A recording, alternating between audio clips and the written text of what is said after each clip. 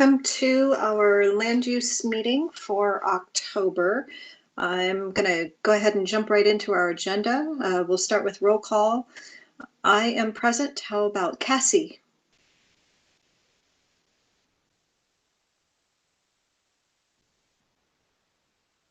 Cassie, are you with us? Are you muted? I didn't know I saw your name. Her audio is not working, but her hand is up. Okay, terrific. And Dave Johnson. Dave, you're on mute. I can see you talking.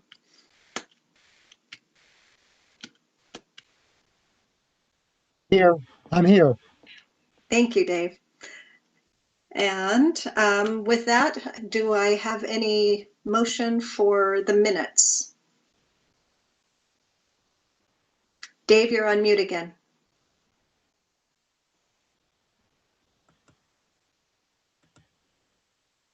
I move they be approved as written. I actually submitted one small change to Michaela by email. On the second page, in the second paragraph, the first sentence ended with the word had. And if we could just make a grammar correction to that sentence, then I'm in agreement that the minutes are good. Cassie, any comments? Cassie, Nope. You can write them in the chat also. Okay. Then I think we have an acceptance of the meeting minutes. Next, public comments. These were comments submitted prior to our meeting. Michaela, do we have anything? We don't have any written public comments. Juan, are there folks on the line for oral comment? So this is a great time for those of you who are joining us live in the meeting. If you would like to provide public comment, on your screen, you should see the instructions. So if you can click on the participants icon, and once that window comes up, if you look at the bottom right-hand side, you'll find a small hand. If you click on that icon, you can raise your hand, and we'll call on you in the order that we see hands being raised. I don't see anybody joining us by phone, so I won't go over the instructions for phone users. But I'm not seeing any hands right now. So I can't figure out how to do the hand thing.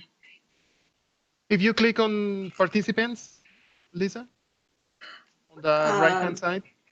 Sure. Screen, and it opens up the participants view. On the bottom right-hand side, you should see a really tiny hand all the way to the bottom of that participants view.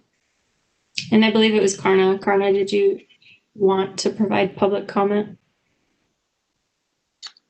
And if she does, then I guess I need to read that statement prior to oral comments for the good of the record and to move us along. It says any person may address the working group on items not listed in the agenda that are properly the subject of NLA consideration. In order to run an efficient meeting, the working group will not respond to questions or engage in discussion with speakers during the meeting. The working group may follow up with speakers after the meeting. Please be aware of the timer set up for 2 minutes per person, and due to the virtual nature of this meeting, we ask you to keep track of your time. When invited to comment, begin by stating your name and who you are representing. I will ask you to conclude your comments when your time is up so we may hear from everyone. Thank you. And so for public comments, it looks like Karna is the only person. So Karna, go ahead. Ian, did you have something to say? If I can, yeah, sorry guys. Karna, I assume you're here for item 4, the code change recommendations, and I'm not actually sure how that discussion is going to work. If the working group wants to, if we're planning to have a dialogue or incorporate feedback from Karna, Steve Holtberg, whoever else during that agenda item. So just a suggestion that we consider that rather than public comment, but that depends on what's been decided about how that's going to work. So yes, this is on item 4. I don't have the agenda. I don't see the agenda on the screen at the moment. I think there are several people that are on the call that would like to comment on the code changes. There were several letters on public comment on the code changes that were submitted to Pauline prior to this meeting. So I think we'll have that discussion as part of that agenda item rather than including it in public comments. Michaela, are you good with that? Right, yes. They weren't submitted as public comment for the NLA, so we'll touch on those when we get to item 4. Terrific. Anyone else for public comments before we move into item 4? Hearing none, seeing none, let's go ahead. I think I need to turn it over to Russ. And Russ, you're kicking us off. I am. So good afternoon, everybody. My name is Russ Brady. I am the Director of the Community Development Department. I just wanted to provide some context before we turn it over to other staff to provide more of the details of kind of how we got here and what the specific recommendations are. So the reason we, from a staff perspective, that we requested this to be put on the NLA agenda was we know that there had been a lot of robust discussions occurring with the NLA. Our staff has been involved in those discussions to provide context around changes to our notification process, public comment process, which is an objective of the NLA, to one, learn more about the land use process and also provide feedback from the neighborhood perspective, the neighborhood associates perspective of how those how they're interacting with the land use and the changes they would like to see in the code. Just for the NLA group to know, once, we've been working directly with NLA on those prospective code changes. Those to, council is aware of those through some work session items, and they've told us to move forward with bringing some of these code packages to council for adoption. In that process, we typically, provide these code updates out to a working group around development code changes that Pauline leads. And we were assuming that we would get feedback on these changes, and we did from some members of the development community. And once we started receiving those feedback comments, we thought it was best to bring the two groups together to have kind of more of an open conversation, not in a public hearing or council forum, to make sure that there was some understanding on both sides of what those proposed changes were, why those changes were taking place, and then, to see if there was any dialogue that wanted to occur between these two groups, to see if there was any consensus or anything before we brought these actions to council. Because as I'm going to turn this over to Colin and Pauline from our planning department, and they're going to go over our schedule. Because we are moving forward with the hearing process, and Pauline will provide updates on when that's going to occur. The goal is to get this in front of council before the end of the year. So it is moving, and we've already sent notice to the state about these proposed code changes, but we thought it was really important to provide a space and a forum for everyone to kind of hear what everyone's thinking around this. The staff's perspective on this is we're here to help to provide technical assistance, answer questions around any of these changes. Obviously, Ian, you heard from Ian before, he's with our city attorney's office, he's here as well. But Pauline's going to go over real quick, I think, what the code changes are and the history of everything. And then Lisa, we'll turn it back over to you to facilitate that discussion. Just know that our staff is here to help and support if there's any technical questions that come up. I'm going to be available for the first half of this call, but then unfortunately I do need to leave for another appointment. But the rest of the staff will be able to stay on through this conversation. We do have representatives. We did reach out, and there are, I think, 2 or 3 people from the development community that are kind of representing the, what some of the opinions and questions that are coming from, and they're going to come forward and they can provide feedback as well. So I'll turn it back over. Lisa, probably go over to Pauline next to provide some context about what some of these specific changes are. I think that's the next step.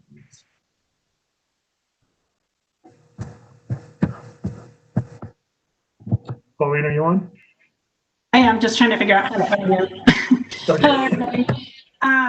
So I will just give you the tentative schedule for the proposed code amendments. And then I believe Lisa was going to walk through the slides that have the code updates on them so that you can engage in the dialogue about the proposed updates. And video, sorry, I wanted to turn my screen on. Okay, so just for tentative dates, like Russ said, we did send the notice to the Department of Land Conservation and Development because they require 35 days before we can even get to public hearing for the notice. So I did send that off.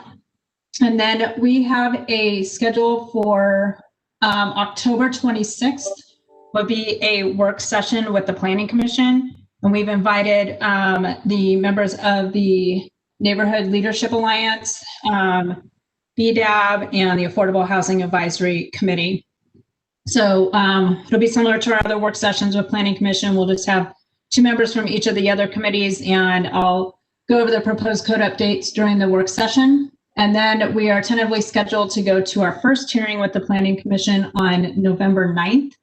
And the first hearing with the City Council would be December 2nd, with the second reading being December 16th. And then it would go into effect January 15th.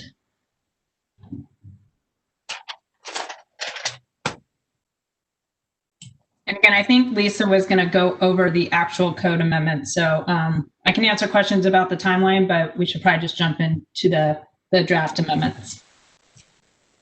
Great. I just want to make sure that y'all can see the slides. It's Nadia. Okay, Lisa, all yours. Great, thank you. And thank you for your participation today. We're happy that you're coming to the table and having this discussion. That we put a lot of work into, a lot of thought and a lot of work into these coded changes. So we're happy to share these with you. Michaela, next slide. So one of the items that we thought would be important is to really talk about how did we get to this point and what kind of information did we gather in order to get here. We've had multiple conversations with city planning and staff, and this really started back in September of 2018. So we're talking, this has been a 2-year process for us. And we invited some discussions with outside interest groups, and in particular, we invited the Land Use Chairs, Neighbor Association Roundtable, which is comprised of people that are not necessarily land use chairs, and Bend Neighborhood Coalition was also very instructive for us to begin with. We went ahead, we initiated a land use chair survey. So all of the neighborhood association land use chairs participated in the survey, and it really gave us a pretty good understanding of what was working and what wasn't working, what they were seeing on the front lines, and where things were falling through the cracks or where they felt like we just didn't have a good process. From there, we did a couple of work sessions with the land use chairs. And we specifically talked about what do we need to do with regard to education and the notification issues. The education was not just focused with the land use chairs and with the neighborhood association people. It was really focused on how do we educate citizens in their rights and how do they get involved in the process. And we'll be working through some of those education materials and videos and a whole slew of other things. I think we have something close to 35 documents that we're looking at and modifying in order to bring them up to date. And then we'll be establishing some best practices by neighborhood associations. I think most developers could say that if they held neighborhood association community meetings in one neighborhood association versus a different one, that they don't often run the same way. So we're looking for some consistency and some best practices to better train our land use chairs. And then we also conducted a land use education community survey. Michaela, do you remember how we started crafting our education plan and coming up with some ideas on how can we improve this process and how can we make this better? So Some of us may remember a public meeting that was held at City Hall a couple of years ago around a large apartment building, and that public meeting was overflowing out into the hallway, and people were up in arms because they were so concerned about what this was going to do to that particular neighborhood, and even people outside of that neighborhood attended that meeting. And when it came right down to it, most people didn't understand that nearly everything about that building was appropriate and was going to be built according to code. And so that really is indicative of people not understanding the process. Next slide, Michaela.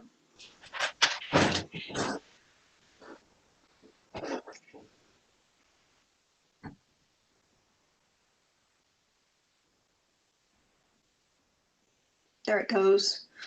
So getting into some of our suggestions for these code changes, and just to preface this, we looked at these for many, many months, and we wanted to go a lot further, but we backed off on some of these. And this is the result of working with staff and trying to come up with something that seemed like it would meet more in the middle. And one of our big concerns is how people are notified of these applications. So for example, with type 2 applications, currently the public comment is 14 days, and we're asking to adjust that by 2 more days.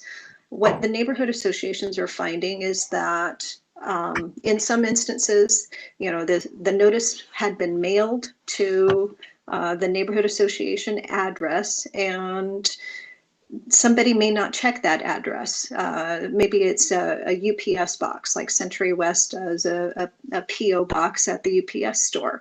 And, we didn't necessarily check that box every day. And so if that didn't happen, then our ability to get the information out to our members was hampered. Something to keep in mind is not all of the neighborhood associations are taking those notices and turning around and emailing them to their members. So we've got some gaps in terms of how many people are notified, and we just need a little extra time because of the neighborhood association volunteers who are trying to get this out to the members. You can see. Can I break in for a second? We Sure. also had one significant incident that came out just before the Christmas long weekend and the New Year long weekend. So those 14 days were cut down to 8. And so we want to make sure that we don't miss at least one of the weekends. Thank you, Dave. That was a very good point.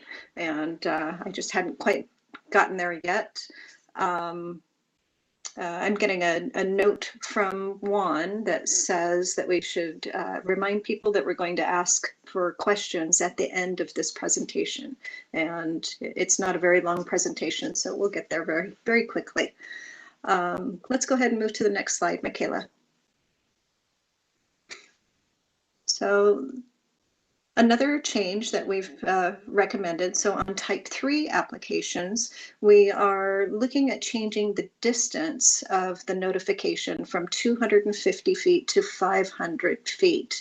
And again, this is just on type 3 applications. Initially, we wanted this for all applications, but that truly would have been cost prohibitive in what we learned from the staff. So if we're looking at just type 3, according to, I believe, city staff, if we look at historical data, we might be touching on about 20 to 25 projects per year is my understanding. So this doesn't affect that many. But the benefits in terms of notifying all of those people, I think are going to be felt in the sense that you're going to get better community acceptance. Perhaps you'll get better community involvement and engagement on those projects. And so we only see this as a positive. The current state law says that it needs to be within 100 feet of the property. And you can see that a lot of jurisdictions are going way past state law. And you can see even Portland going 400 feet, and some recognized port organizations within 1,000 feet. Next slide.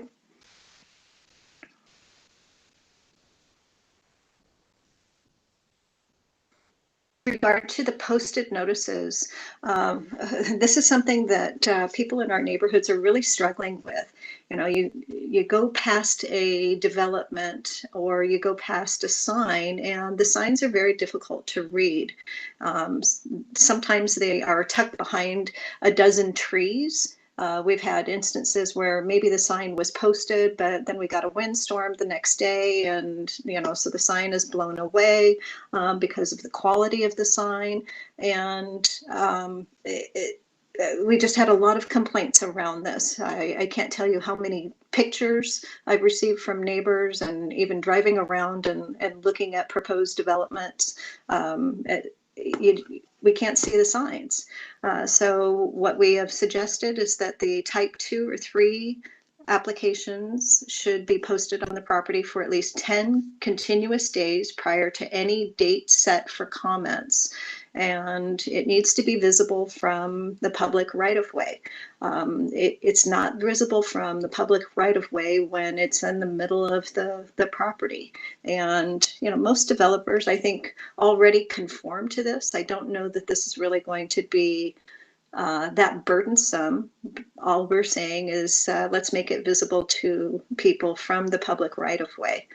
And we are looking at, we have changed the signs, and Colin would probably be the best person to talk about this, but we're trying to make them more legible, more readable, maybe draw a little bit more attention to them. And I think we've made the signs look a little bit more professional too. Next slide. With regard to public meetings, for the neighborhood public meetings, we're looking at moving that from a 15-day minimum to a 21-day notification for public meetings. We don't have a state requirement, but we think this could be a significant benefit to our neighbors in our community. People these days, they just need a little bit of extra time around that public meeting. And what we're also finding is that we're having to educate a lot of our members on how to look up information in e-plans. It's not intuitive. And I can tell you, for example, in the Pine Ridge Inn application, I know I personally spent at least a full week of time educating people on how to look at information in e-plans. So we're just looking for a little bit of extra time around neighborhood public meetings. Next. So this last slide is a summary of the changes. And this is where I'm going to open it up for discussion. And before I do that, Dave or Cassie, did you have any additional comments?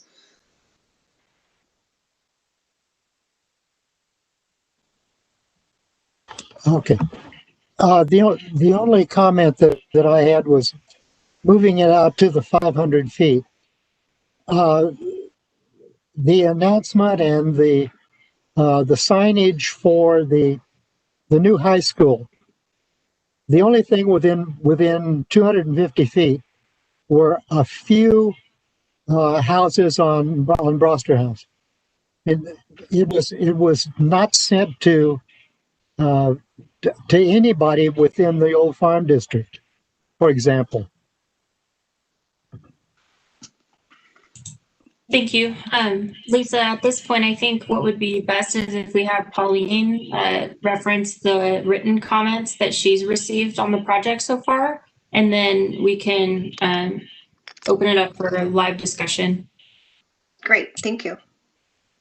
So I emailed a memo out to the Bend Development Code Update Group to get some feedback on the proposed amendments. And I received a letter from Steve Holberg on that, and from Bill Bernardi and Sharon Smith. And then since then, I believe they both came in today. We got a letter from Polish Homes and AKS Engineering and Forestry.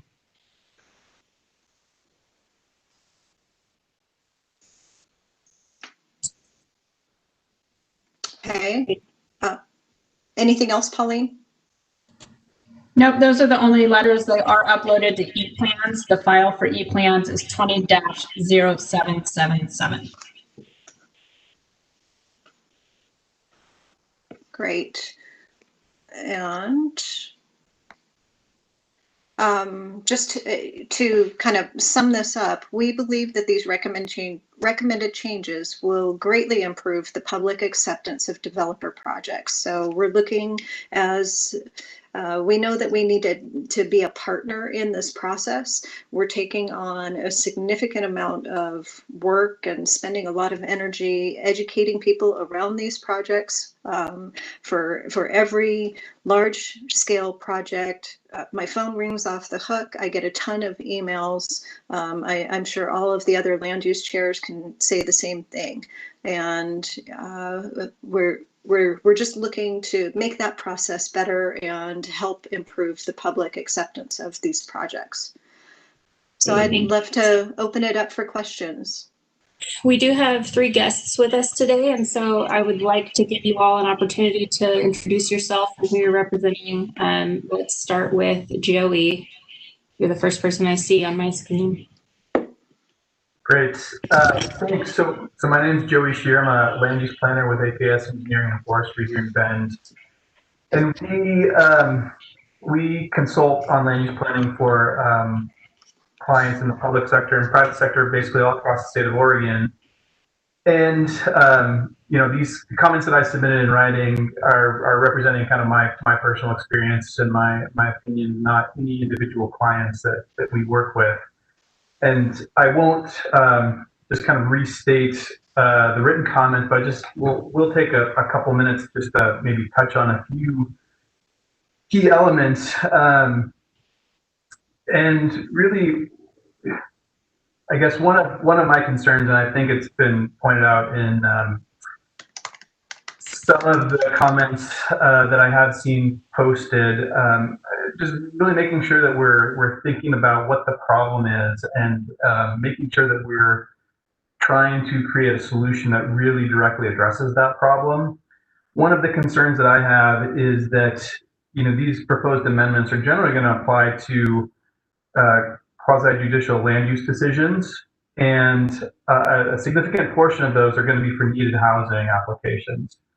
And state statute basically requires that needed housing applications are really subject to clear and objective standards. So those types of standards, like, is the project meeting density? Are the proposed lots the adequate dimensions? Are setbacks being met? Things that really don't involve any sort of subjective decision making on behalf of staff or the decision makers. And so anything that really draws out the time or the cost in getting those projects off the ground, I think really has to be weighed with the benefits.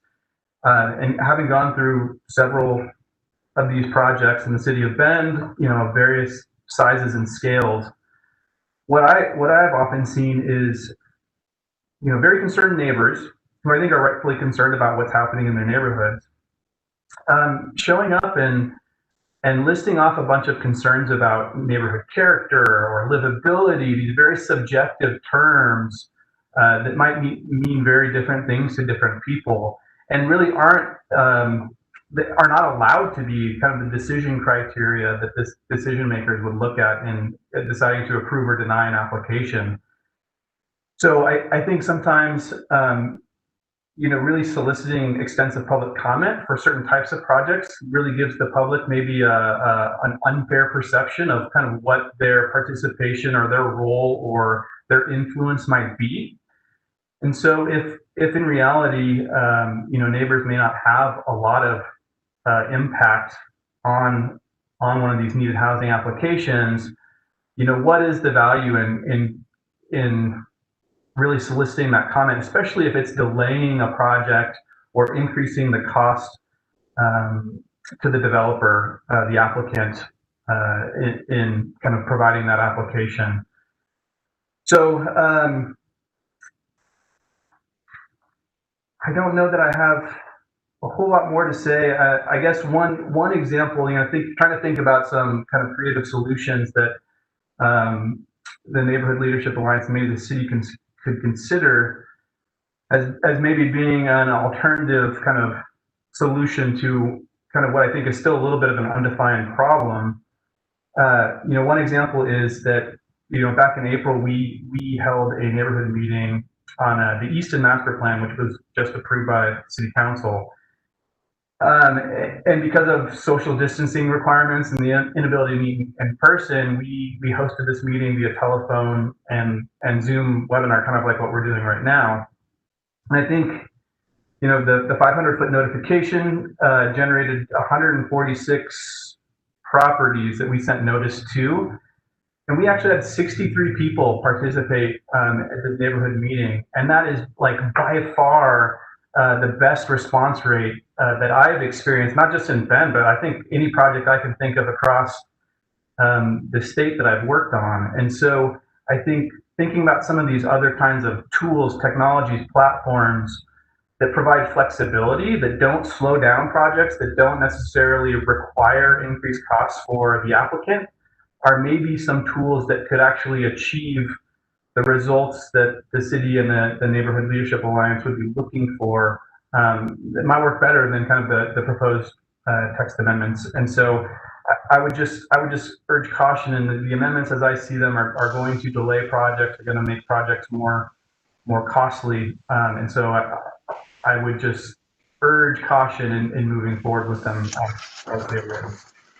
So thank you, Joey. I just want to clarify one of your comments. This is what I wrote down, that it's unfair to lead the public down this road where they think they have the ability to affect any change just because they're attending this meeting. Is that what you were saying? Yeah, I think it's a question of setting up kind of unfair expectations. I've had, seeing a long list of people show up to testify and seeing a hearing officer or planning commission take all this testimony, and the testimony is not actually even directed at the decision criteria. Or for staff generally tries to do a really good job of addressing public comments in their staff reports and their decisions. And a lot of times they're not even focused again on decision criteria. And this is specifically for those needed housing applications where everything should be clear and objective. Well, Joy, I've taken a look at some of the neighborhood meetings where you've been a part of those, and it looks like you run a very effective meeting and a very complete and coherent meeting. That's not always the case with all developers. I sure appreciate your perspective.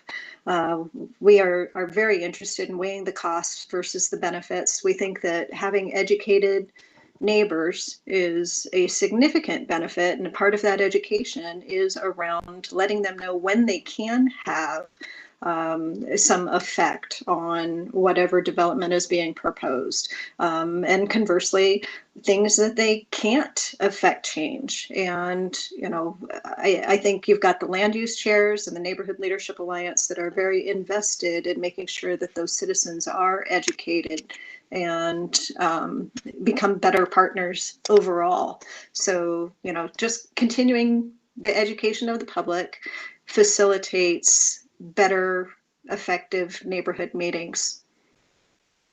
So thank you for being here. Thank you. Next up, I think Karna.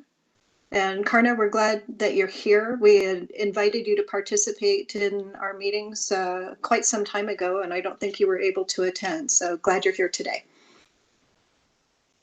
Thank you. My name is Karna Gustafson. I'm the Vice President of Government Affairs for Central Oregon Builders Association. And I guess I'm a little caught off guard. You said you invited me previously. I'll have to go back and check emails, but I'm finding the fact that the development community wasn't engaged earlier in this, as you said, that this process has been going on for 2 years, that there wasn't a more collaborative discussion to come up with these recommendations.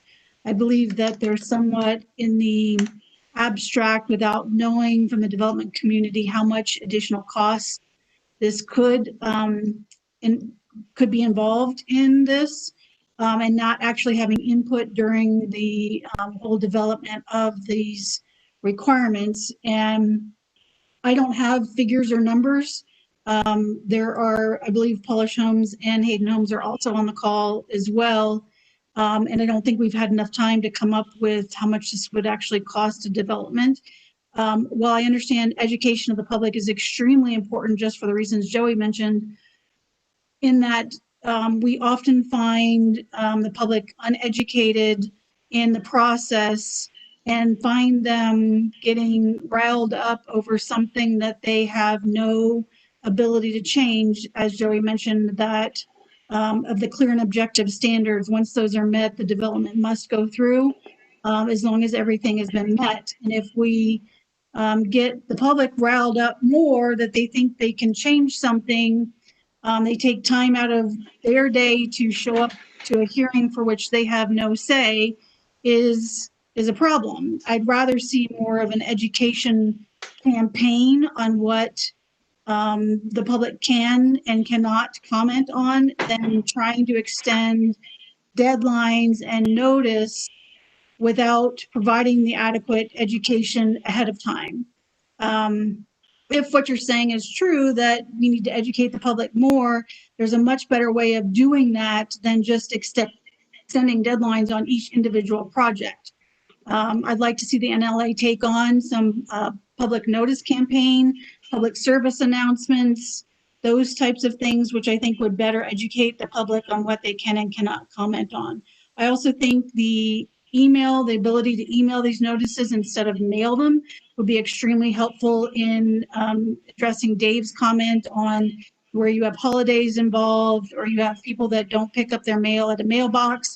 I believe email can provide those additional days for your members to get notice. I also think you could have a situation, which I believe already exists, and Russ, you can correct me if I'm wrong, where people can sign up to get notice via email and not have to rely on their Neighborhood Leadership Alliance contacts to get them information. Great. Karna, was there anything else? I would like, instead of, just relying on me to provide input, I would like to see additional developers in the conversation to actually tell the Neighborhood Leadership Alliance on these rules and what these code changes would actually do to individual developments. And then I think we can have a discussion about which code changes are okay and which ones are just wouldn't work. Great. I didn't want to cut you off, so that's why I was asking. At this point, we don't have the ability with e-plans to sign up to receive notices on email. It is something that we're looking at with the new CityView. And Russ, you're welcome to jump in and correct me if I'm wrong, but we're hopeful that CityView is going to give us that ability that people can sign up and receive those notices without neighborhoods having to push this out. We have started receiving email notifications of the of all of the land use notices, and I think that the neighborhoods are starting to work with that process and starting to feel like at least they've got a little bit more time to get it out to their members, and that's been really helpful. And then according to my notes, I think we reached out in June of this past year, and my memory is not always the best. So I felt like we had also reached out at some point last year in 2019, but right now I only see something from about June of this year. So, but glad to have you here. Anyone else wish to speak? Steve?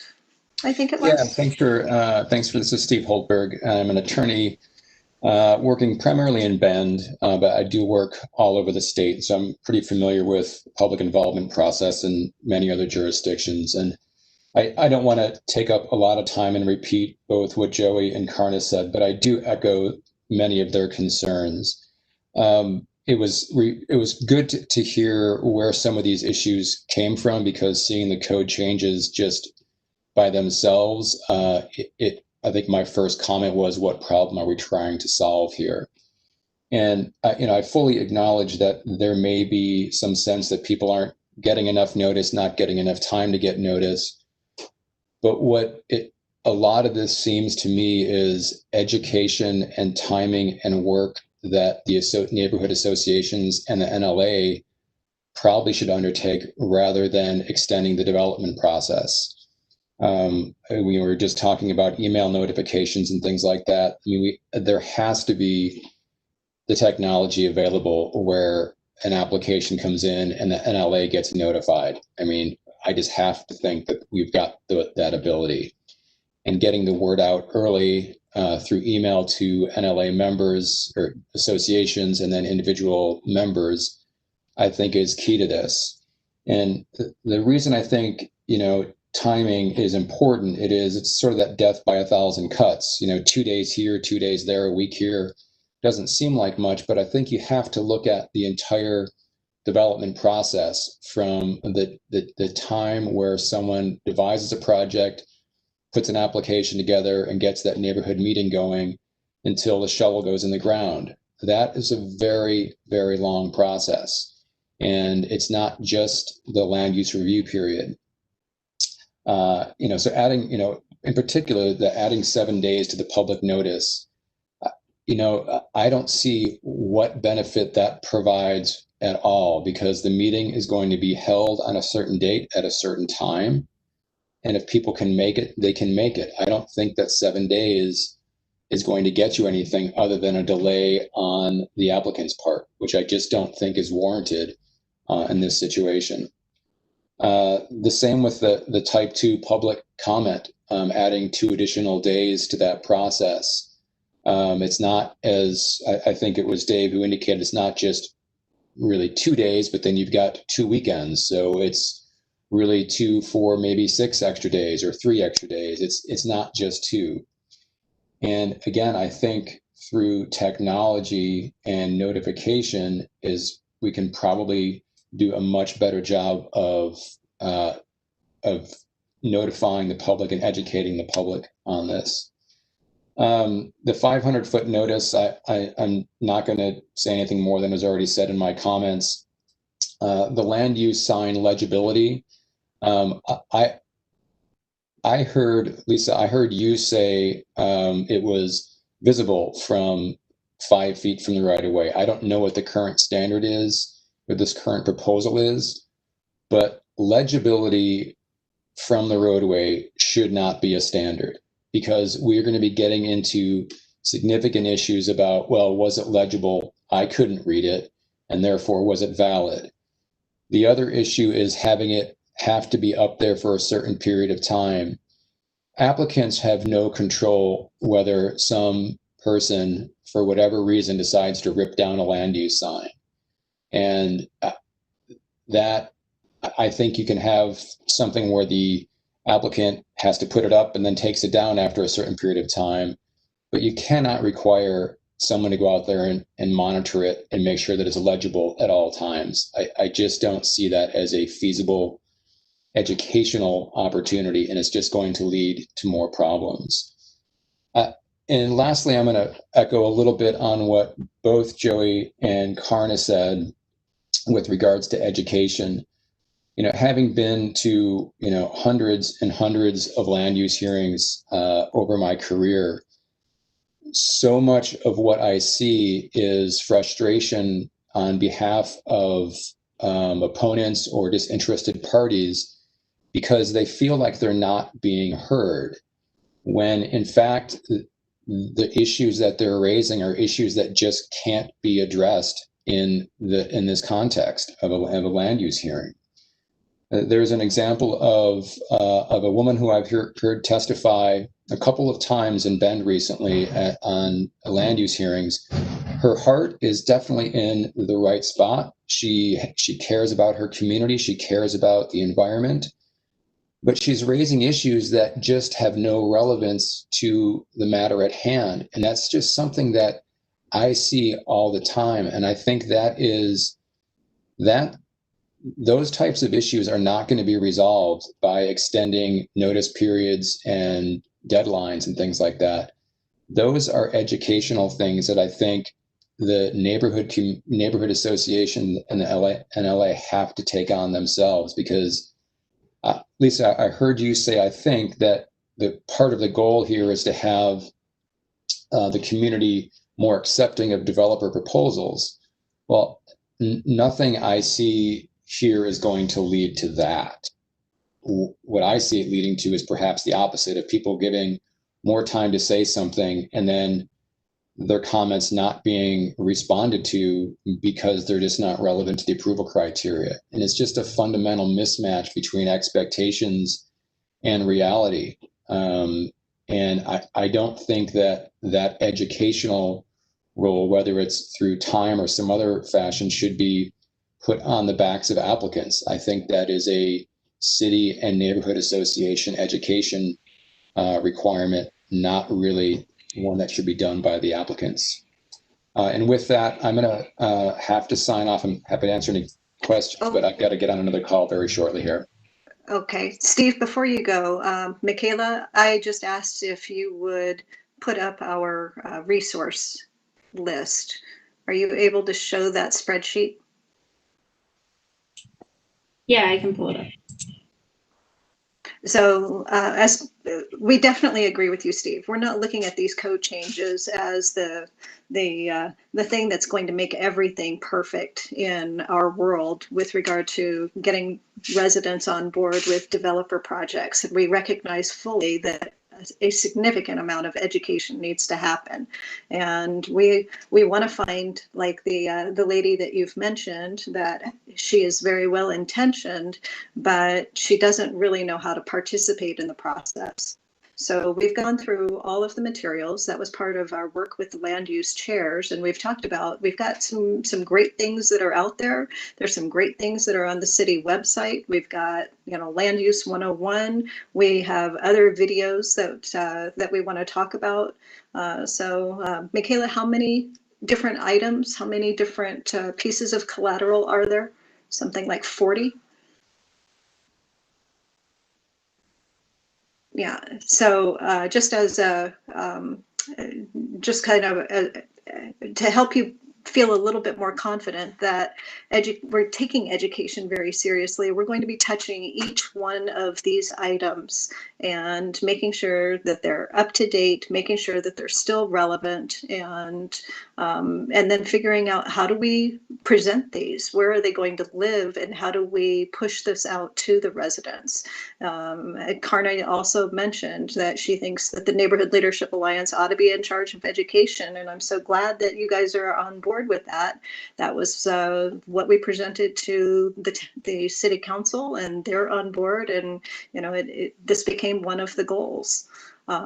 So we take this very seriously, but we need a few small tweaks to the way that things are being done, in addition to working on all of these resources. So Michaela, I think you mentioned that you've got a couple of other hands up, so I'm going to go and pull that up. Debbie, you had a comment. I'll call on you. Hi, folks. My name is Debbie DeWeese. I'm the Land Use Chair for Southern Crossing Neighborhood Association. I'm really glad we're having this dialogue. I will mirror what Lisa said. My understanding is that the development community was invited to these meetings, so I'm as frustrated as you are that we're at this point and are just discussing this now. I just have some notes here. I'm just going to respond.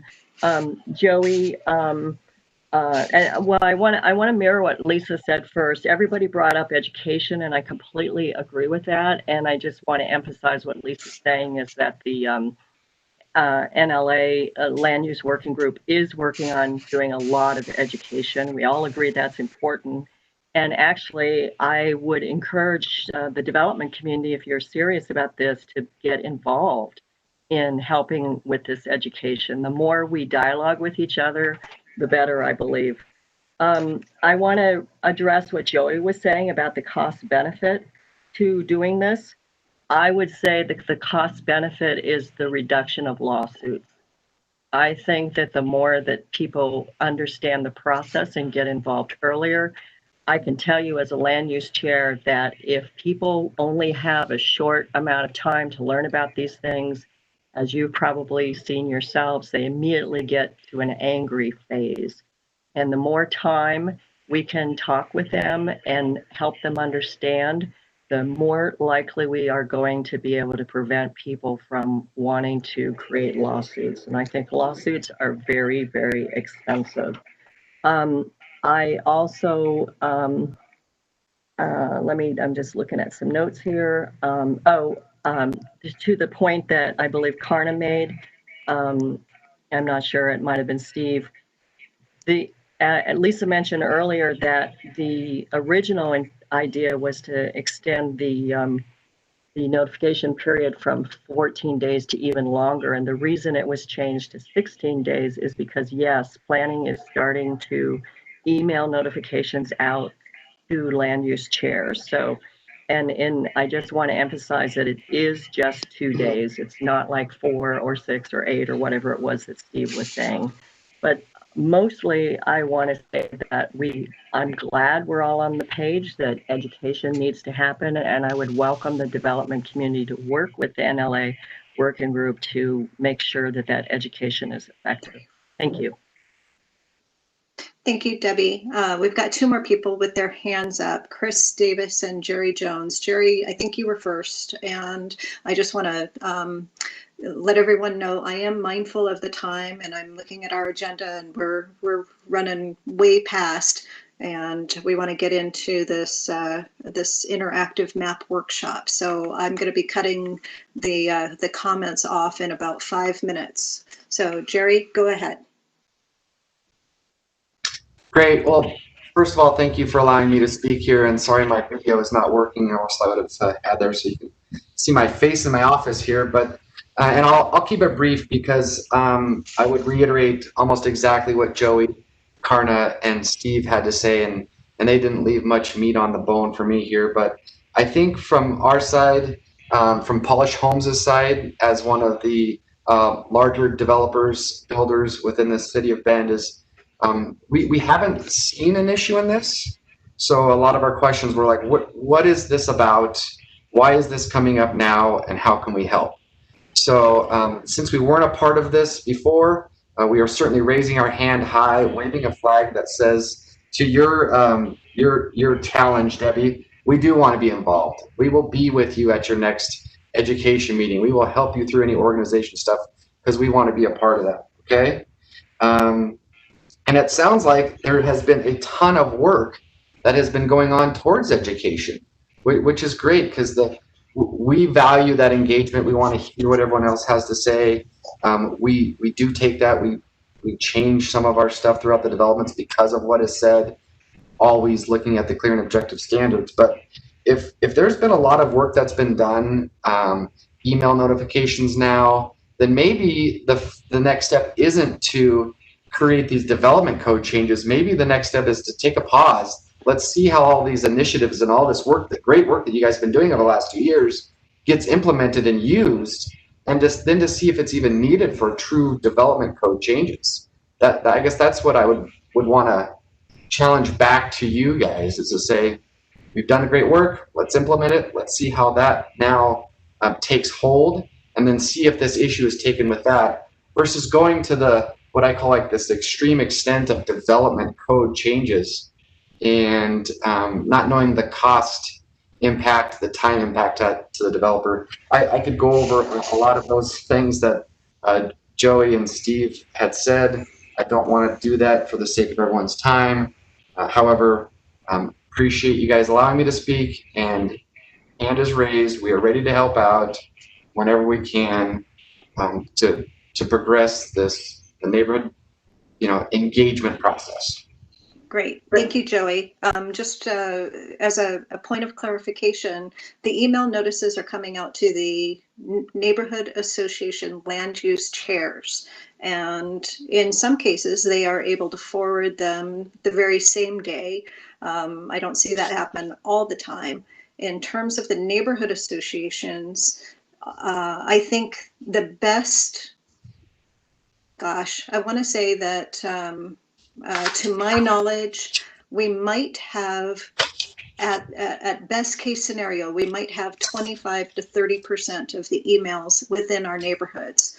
So we're still trying to make some inroads on collecting emails for all of our residents so that we can do a much better job of educating. But thank you very much for being here. I know Polish to be an outstanding member of the community, and you guys also, you run a great community meeting, and we sure appreciate your efforts. And with that, Chris Davis.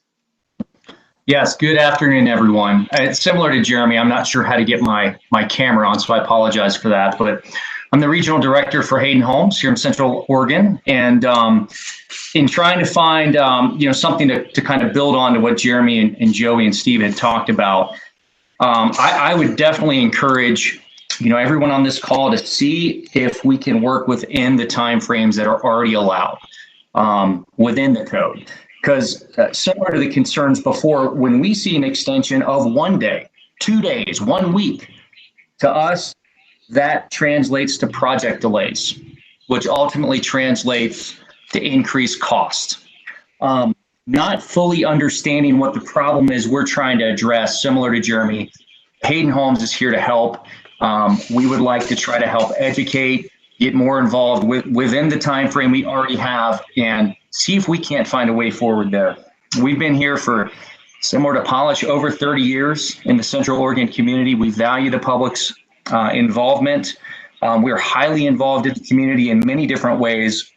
And as a builder developer, we're already dealing with delays. We're dealing with COVID. We're dealing with fire and smoke delays.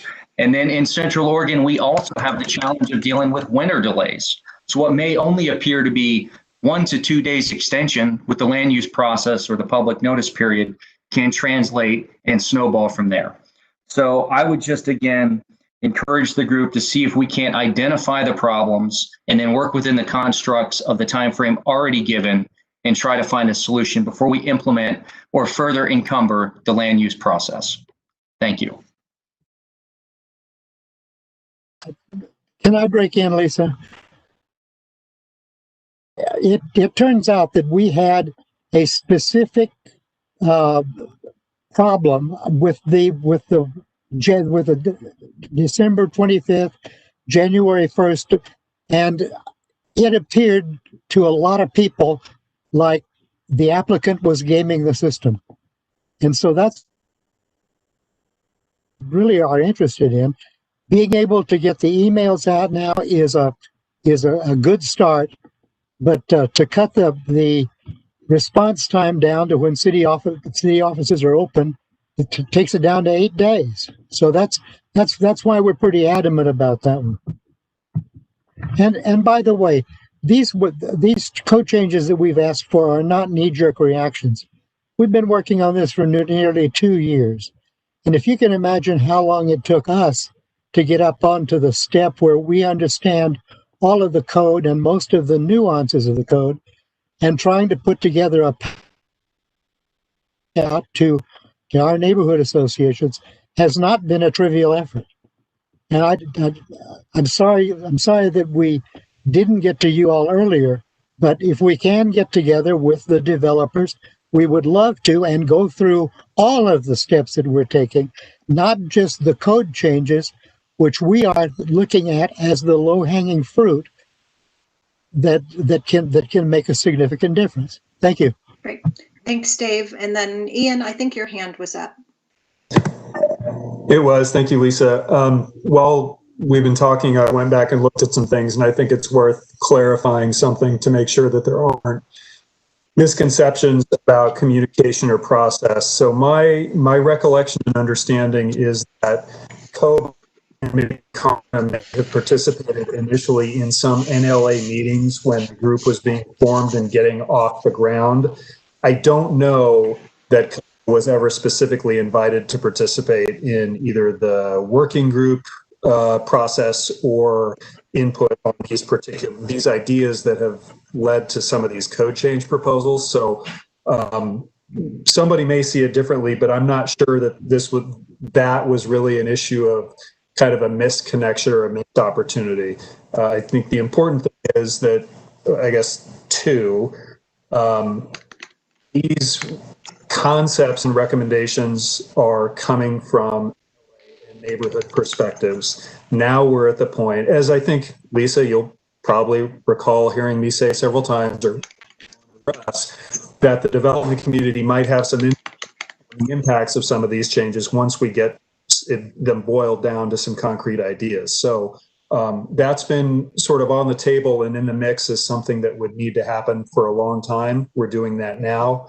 Now's the opportunity for people to hear some different perspectives. So I don't think there was really a missed opportunity before, and to the extent people think that the opportunity we're creating now is coming too late, I think reasonable minds could probably differ on that. But the good thing is that it's happening. Great. And with that, do we have any other comments? So hold on. Ian, I've taken care of. And Juan, I think you wanted to run somebody through. There's another participant on the phone. Yes, thank you, Chair. Yes, we have one participant on the phone, and I just want to make sure that I provide instructions in case this person wants to provide testimony. So the instructions, if you're joining us via phone, if you want to provide comment and want to raise your hand, please use your keypad and press the star key followed by the number 3. And that will signal that you want to provide comment. We'll give you a few seconds here. So again, if you're here via phone and would like to provide comment, this is a good time to raise your hand by pressing the star key followed by the number 3. Thank you, Juan. I just want to say thank you to the developer and COBA representatives that showed up today to participate in this discussion. And we'll be talking about your input. And I'm sure this won't be the last discussion we have with all of you. So I look forward to working with you. And Michaela, we are on to item 5, the interactive map workshop. Are we ready? Yes. Yeah, so at this point, Juan, you're able to bring in all of the land use chairs that are on the call, as well as Colleen and Tanner. And now what's going to happen is Colleen and Tanner have a presentation on some interactive maps, and then they're going to facilitate a brainstorming session. And so I'm going to be here taking notes. And as soon as Colleen has the screen, Colleen, do you have the ability to present yet? I think so. Yep. Can you guys see my screen? Yes. Awesome. So if you have worked with the NLA before, so maybe a quick intro of you and Tanner would be great.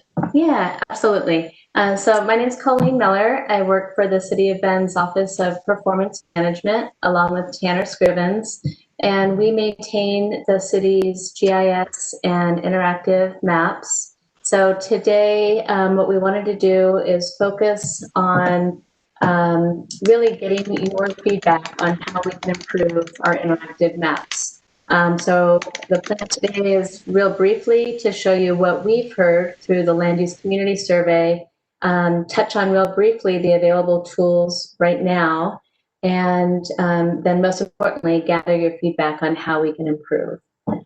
So I'm not going to spend a lot of time on what we've heard because I believe all of you are well aware of those results of the Land Use Community Survey that was done last spring.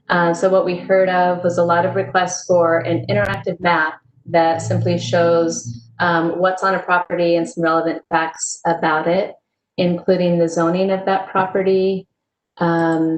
We heard that we wanted examples of what could be built on those properties and plain and simple text about zoning. We also heard that we wanted to see an online map where land use applications are and their current status. And finally, what would be most helpful in learning about land use, again, the online interactive zoning map came highest ranked. So with that, I wanted to jump right into some of our currently available tools that you may be familiar with. But just to kind of give you a quick rundown of what's available in our Bend, Oregon online mapper and our newer version of the Bend Land Information System. Let's see, Juan or Michaela, can you make Tanner the presenter at this point?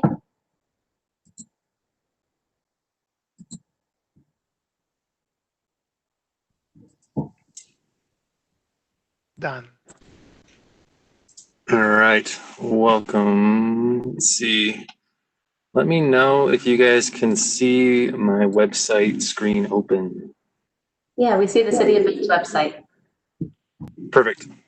All right, so thanks, Colleen, for the introduction. So I'm going to walk through just kind of high level, talk about the two platforms that Colleen mentioned that we currently have out for folks to interact with our city data, especially around land use and planning applications. And so the first one is Boom, or the City of Bend Online Mapper. And I'm just going to click through basically to get into it. This is the public-facing version of Boom, things that you may or may not have interacted with. And so this is kind of the historical mapping platform that the city has used for quite some time. And so in this mapping platform, you have access to a wealth of data. It's just whether you navigate to the right places to see it. And so the introductory page of Boom has a bunch of help guides on the left that you can access, and these will open up into new websites that describe the tools and functionality and how to do specific tasks within the actual map viewer. And so I'm not going to open all these up, but I think a key one to think about is this how to select data. And that's going to really describe how, as a neighborhood association, you can extract information out of Boom for the neighborhood association that you're associated with. And so looking at the data sets, just from a high level, everything's been organized thematically on the left-hand side table of contents. You have the option to turn on and off a variety of information. I'm sure folks have tried looking at neighborhood associations, which you can turn on and see dynamically things will update. And so in this case, we're seeing neighborhood associations on top of our City of Bend base map. And so you can navigate around and you can do just about anything you need to, turn on and off additional data. But really, I think what's most importantly and probably relevant to this discussion is looking at our current permit and land use information data sets.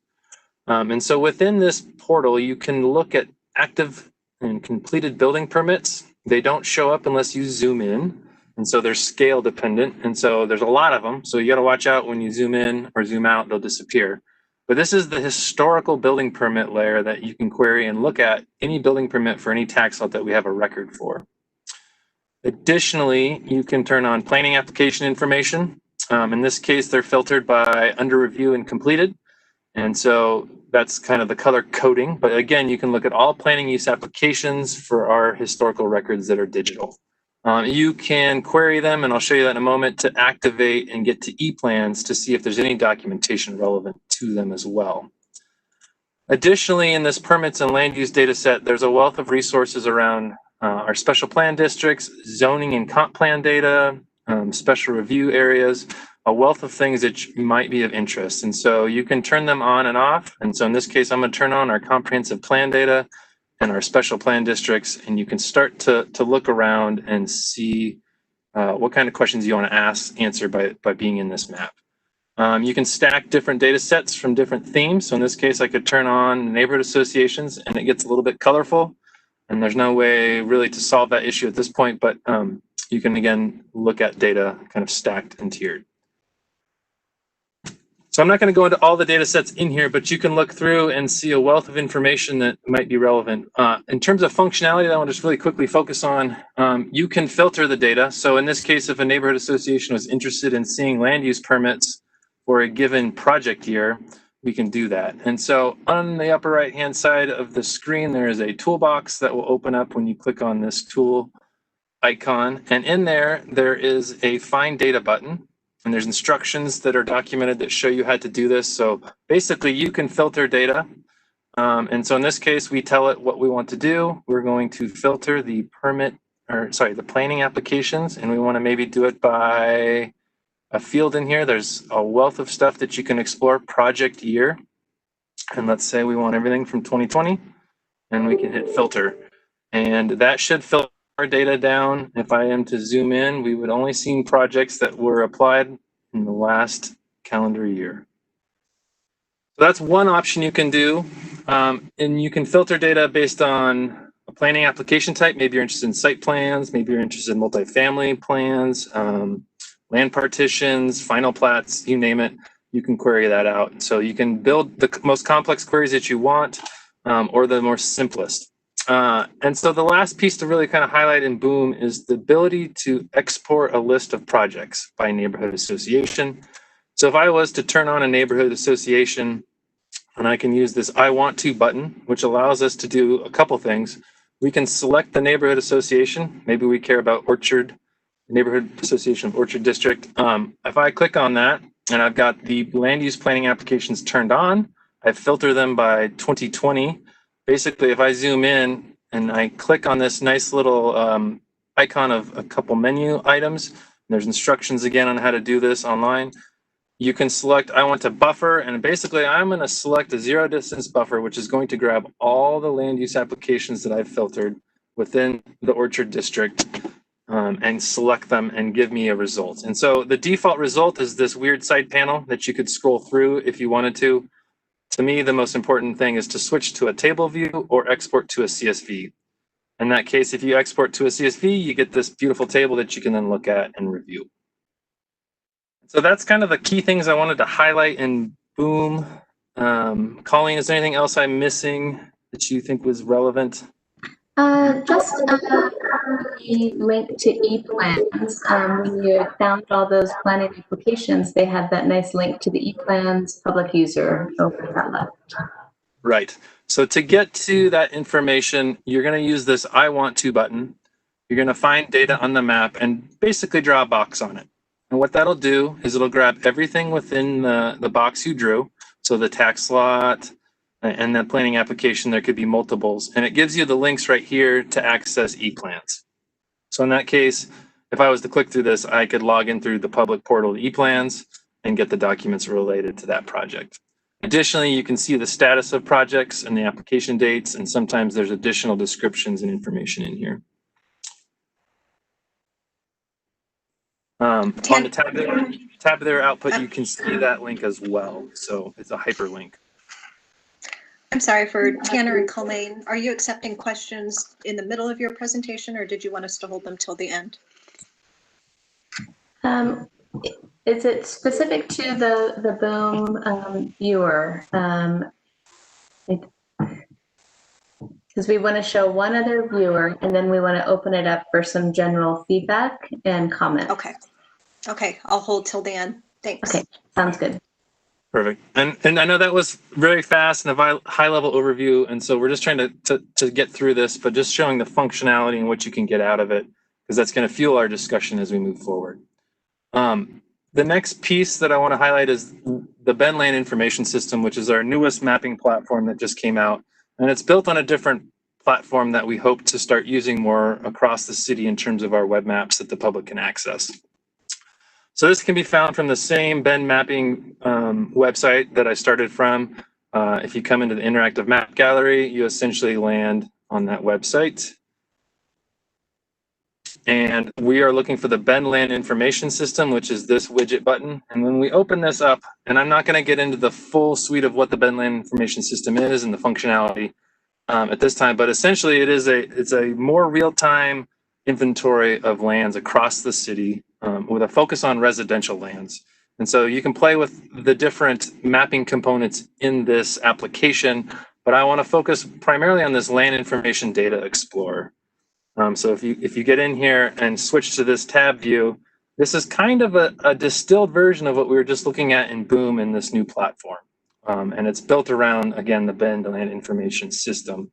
And so on the map, you're seeing the essence of BLISS, which is our Bend Land Information System, which is this residential land status, looking at where our vacant lands are within the city. But more to that, you can explore a wealth of planning and residential building permit application information that's been distilled a bit more from what we're looking at in Boom. And so in this case, you can turn on and off different data layers. So in this case, I'm going to turn on current planning applications and our residential, non-residential building permits. And I'm going to start to look at the map, and we can start to see kind of how this functionality is different than Boom, and kind of get the sense of where we could take a potential future interactive mapping tool for this group. And so as we zoom in on the map, things are going to start to appear. And so I apologize, this is a lot to try to take in again, but what we're seeing is another view of that same permit data. So what we've got in the reds and orange are active and final building permits, and these are live. And so again, we can click on them. We can get some detailed information about those permits, and we can pan around and see essentially what's proposed, and as well get into the E-plans documents. So we can do that for residential, non-residential structures. We also have a limited view of the current planning applications on site. And so in this case, you can click on the land use applications. In this case, it's a tentative plan. Again, you can see what its status is, its application date, and get into the actual E-plans documentation. Within here, there's a wealth of data we could add to this mix. Comprehensive plan data, neighborhood associations, you name it, we could probably throw it in here. But this is kind of just really a stand-up to look at it. In addition, you know, we can look, I know there's been a lot of talk about tax lot level zoning. In Bliss, each tax lot has been assessed for its comprehensive plan type. So you can get into this level of detail and look at individual tax lots to understand what the comprehensive plan designation is. We could do the same for zoning at some point. And so that's kind of where our tools are hopefully going to evolve to something like this, but this gives you kind of something to look at and comment on and think about functionality difference between Boom to Bliss to some other tools that you may have looked at as we talk about a land use application viewer. Colleen, do we have time? Do we want to talk about McKinley? You know, it was on our presentation. I know we're short on time, but I did want to mention that there are other examples of other jurisdictions. One that we had been looking at, Tanner, go ahead and just toggle it on for a second, was one from McKinney, Texas. And it's a similar interface to what you just saw with Bliss, but they've organized their data by these tabs. And so, for example, the planning submittals tab uses sort of a dashboard approach to showing where applications have come in and the number of applications and of different types. And as you zoom in on different areas, it will recalculate the numbers and types.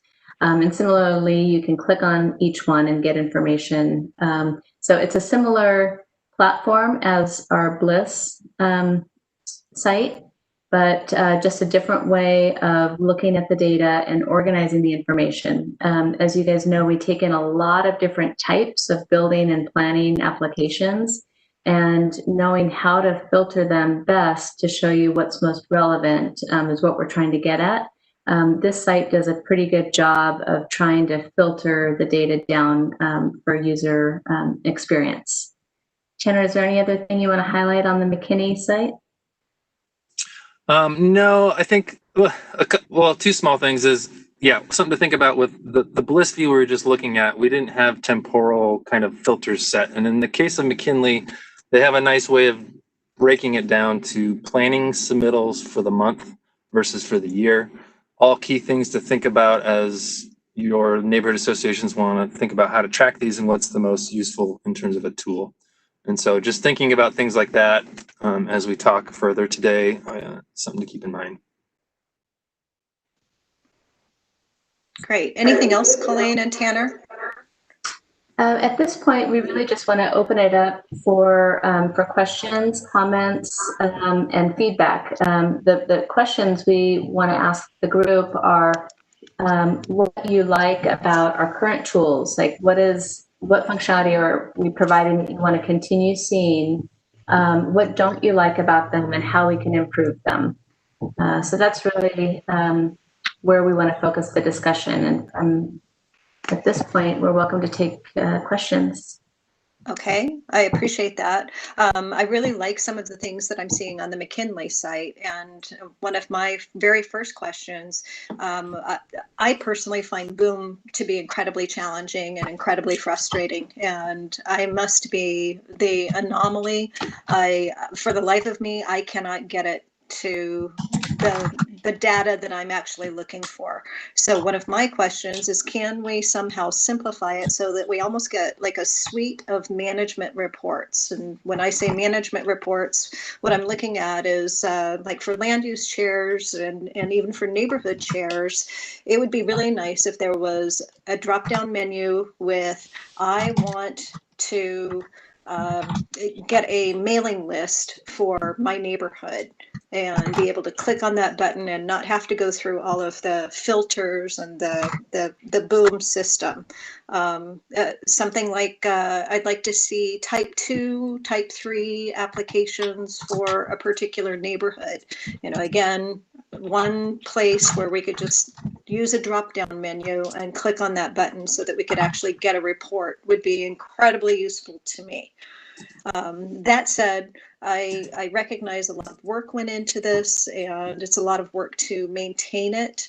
When I'm looking at the City of Bend website under the map library, I'm very familiar with these. I would like to know if it is possible to update some of these documents. So, for example, subdivisions has not been updated since January of 2010. Irrigation districts since 2011. Maybe some of these are a little bit outdated, but you know, this also kind of points to a quick one-stop of pressing a button and you get exactly what you want. And I'm going to stop there. Mike Walker, it looks like your hand is up.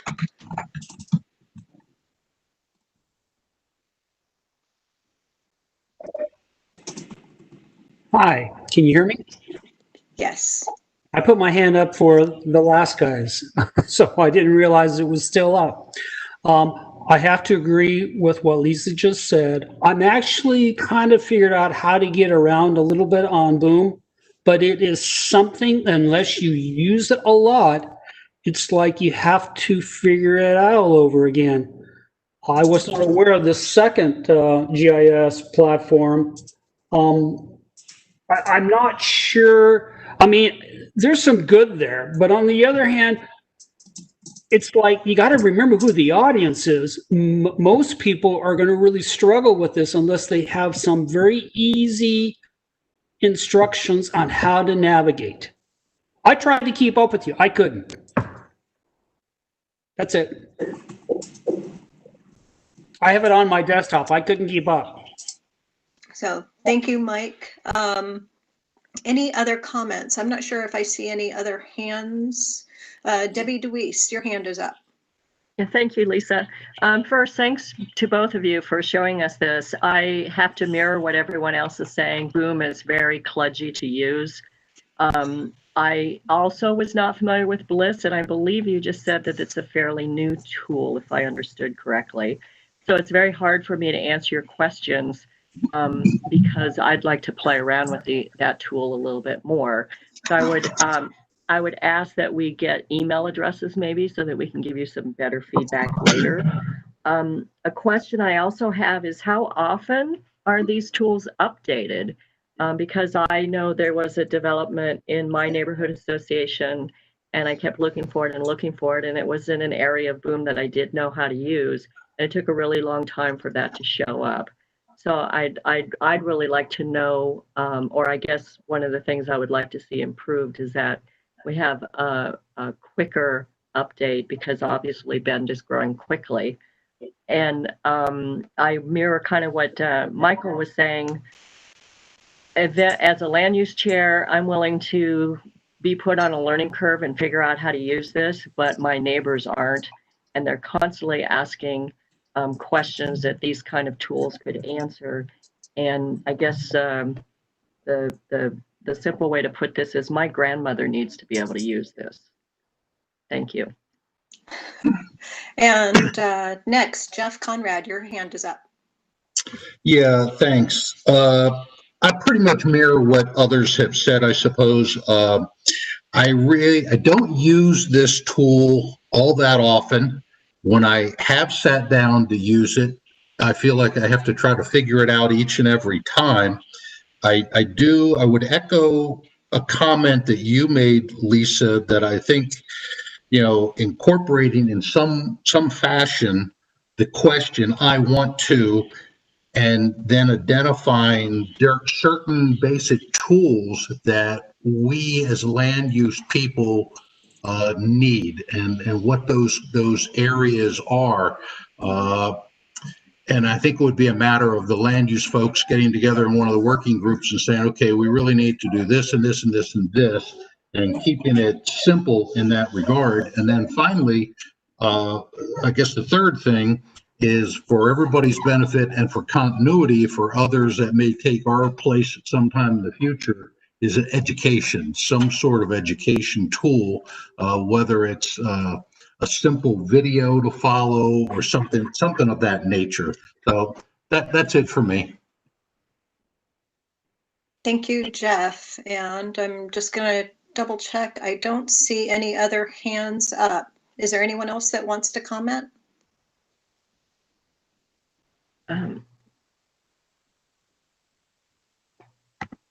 Debbie, did you just raise your hand again?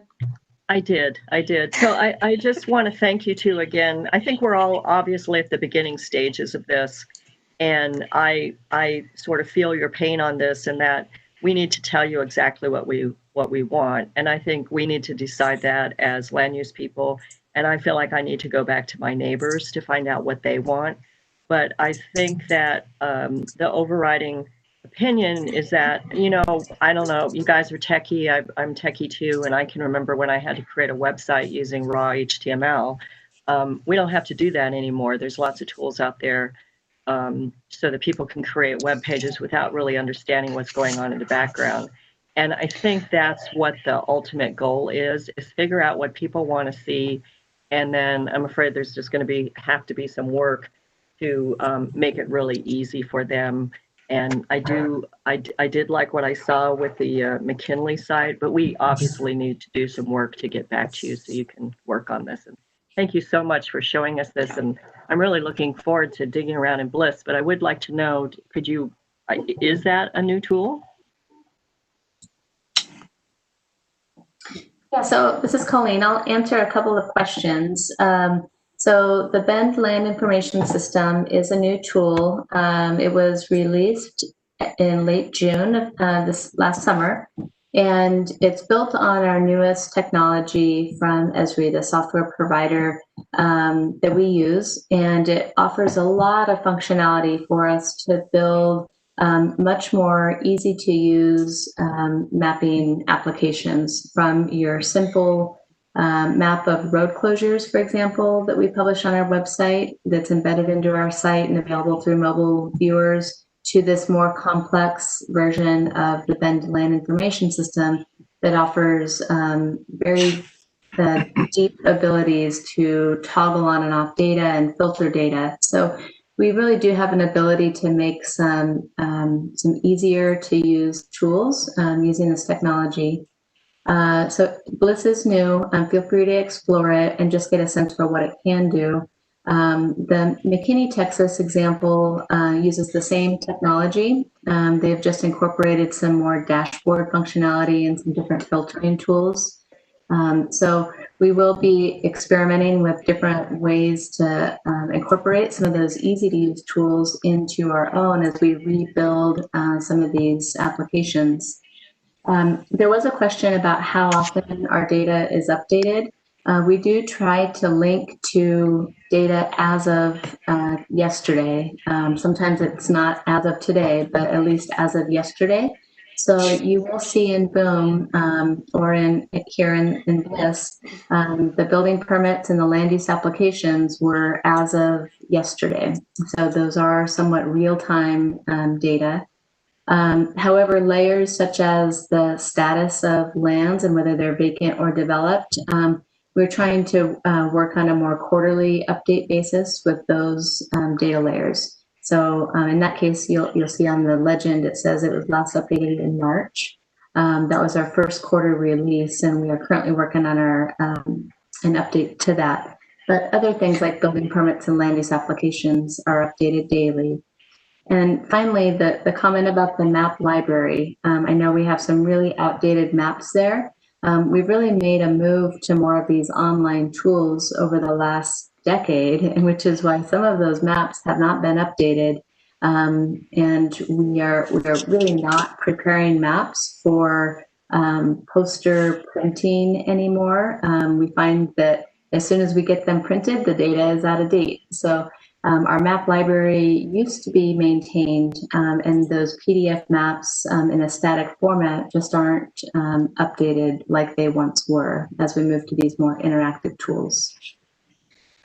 Colleen, I'm curious on a couple of fronts. Are you able to tell, do you have analytics on what types of reports are generated? So can you tell how many people are going to your site and what exactly are they looking for? Yeah, we get usage reports, so we can tell how many times these applications are being used. But unfortunately, we can't tell what data layers they're turning on or what they're doing once they get into the application. Okay, my next question, do you tie into Dial for information? So is there like a download from Dial for updating property owner information? Yeah, actually all of our, so we get a data update from Deschutes County Assessor's Office.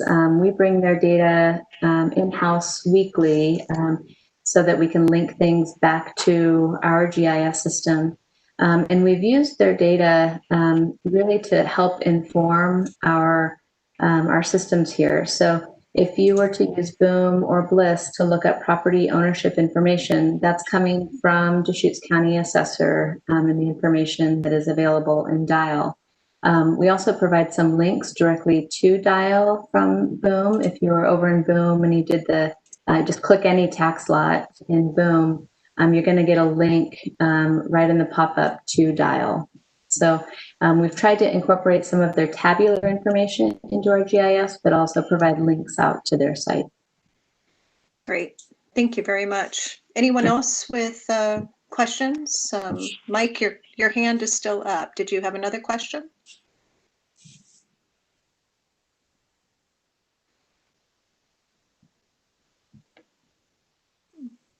All right, Mike, you're not coming through. Michaela, your hand is up.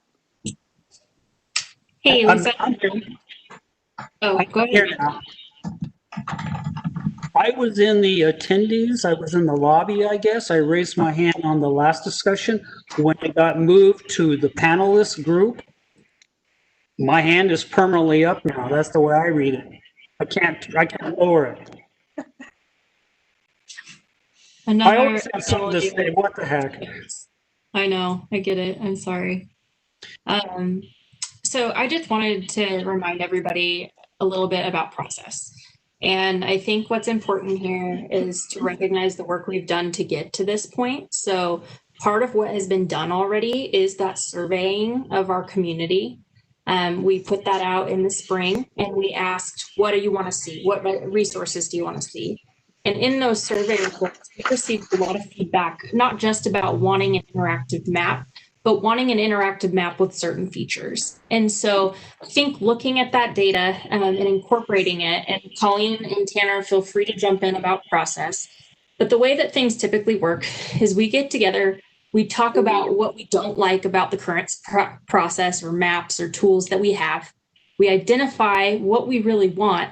And the hope is that this working group plus our land use chairs can help us do that, so that we develop a tool that is in its baby stages, if you will, that we can then go into user testing, where we would take that product that we've kind of already developed based on feedback and know that it's pretty close to what people are wanting, present it to a few groups or a select group of people to test it out and give us their feedback, and then make some additional changes. Colleen and Tanner, is that kind of a process that you would also say that we'd follow with this map?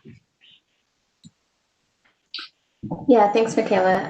I do think that getting the feedback from this group on what they want to see in particular with the new tools will be very helpful. What we'll likely do is develop a map that will be sort of a work in progress. It'll be a tool where you can see how well we're doing at putting together the right tool, and you can take a temperature check and see are we meeting your need or not, and how can we better refine the tool. There may be some things we can't incorporate into the new tool, but we're certainly open for feedback. I did want to share our contact info, where you're welcome to provide comments just like anyone out in the community. But I think for this group, because it's meant to be sort of the eyes and ears of what the neighborhoods need, to get that those needs identified and to Michaela so that she can pass them on to us, that will be really helpful for us as we develop the new versions of these tools. Thanks, Colleen. Did you guys have questions kind of about process, or can I help you understand what next steps are? I did send you the email before this meeting, which had the agenda. It also had a load of other things in it. For the land use chairs, you got a separate email, but you all were given the links to several of these maps, maps that are seen at like McKinney, Texas, some from Portland. Our Bliss system is in that. Those are the maps that you're going to go back and you're going to really delve into. Start thinking about what you'd like to see. And as you come up with that, send your comments to me so that I can start collecting that data. Now, Colleen and her team are still in the midst of City View. And so they're going to be working on this after we wrap that project up. And so we have a little bit of time to do some information gathering. Michaela, you brought it up. What is the update on City View? It's not definite, but as I said, we're hoping this fall, but by the calendar year is the projected date. Thank you. I guess I'm kind of anxious for user testing. When you say the process, when do you expect user testing to start? We're in such early stages and not knowing what exactly we want this to look like that I don't have a good timeline. My guess is that once we have a good idea of what type of product we're building, that we would want to identify individuals within the neighborhoods that would want to be a user test, similar to what they're doing with City View. And Dave, I know you're on that list. Great. Thank you very much. I think that's a wrap on the interactive map workshop. Let's move into land use education. We only have about, less than 20 minutes left in our time today. So move right on into that. Michaela? Yeah, so developer pocket feedback. At this point, that has gone to Pauline, Colin, and Ian. I've heard comments back from Pauline. I've not heard yet from Colin or Ian. I don't know if either of you have an update on when you think you will have that back to us. If you just don't, that's no pressure. But we would like to get that into design as soon as we can. My update is to say I'll bring that back to the top of my list. I would likewise for Colin. Is there a deadline? I work a lot better if I'm on a deadline. When would you like comments? September 30th. Oh, you gave it to me already. Yeah, so I can give that to you. When I sent it, I had mentioned we had hoped to get it into design by beginning of October, but we took longer than we thought on the drafting. So a little bit of flexibility there. I would say no later than the end of the month. Lisa, is that? Yep. Yeah, Okay. yeah, certainly not later than the end of the month, preferably if we could get it in the next week. I guess I'm kind of, after meeting with developers, I feel like maybe a couple of the developers might want to take a look at this packet. That might not be a bad idea. No. I like that, Lisa. Maybe you and I can work on an email to the ones that participated today. Yeah, yeah. And then Cassie, I see that you sent in a chat. It's really hard to manage all of that. Let me go back to what did Cassie say. because it comes in through Juan. Let's see, from Cassie, what about the interactive map of Kirkland where neighborhood association residents can find projects in their NA? And this relates back to the interactive map workshop, I guess. And I think this is something that we'll just have to work on with Colleen and Tanner, and show them that resource and show them what it is that we're trying to achieve. And if you want to send me that link, I can include it in my meeting follow-up, so it's with the other maps. Okay, I will resend it. I know that we've sent it a couple of times, so I'll resend it. Is there anything? Oh yeah, Michaela, I don't want to hijack you. Keep going. Video content. You're fine. So I did this video content that I had sent out. It went through my team, the communications team at City Hall. They had a couple of suggestions for the first transcript, but other than that, they really liked the direction that it was going. And from Mike, I received some comments from you as well on those videos. I think that you were in agreement with the first transcript being on point for what a message that we do want to get to the community. It sounds like we need a little more work on the second transcript. And so, Mike, do you want to share your comments?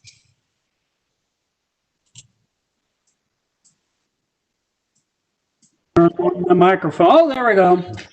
Yeah, what I tried to do is I looked at the content of the two videos. My concern was that I got to see my notes. I have so much paperwork here. Video number one seems to be answering really two things: how Oregon land use law evolved, and then three, how can the average citizen get involved and have an opportunity to influence land planning. Then two, the second video was more the process of Bend. This, I think, is usually just a small shift where the first video should be how did Oregon land use evolve, and then how Bend's land use code works. The second would be then how does the average citizen get involved. Thanks, Mike. I think when I think about your comments, I'm positive that there's a land use video out there about Oregon land use and how it's evolved over time. And so I could go on. There's a couple of sites. I think 1,000 Friends of Oregon is one, and then state land use, where I could go on and I could find that background and we could reference it on our site.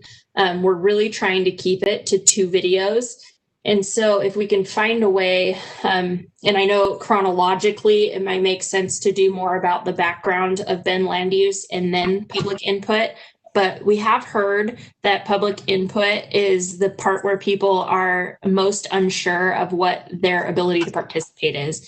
And so by making this first video as a how you get involved, that could start helping educate folks right off the bat.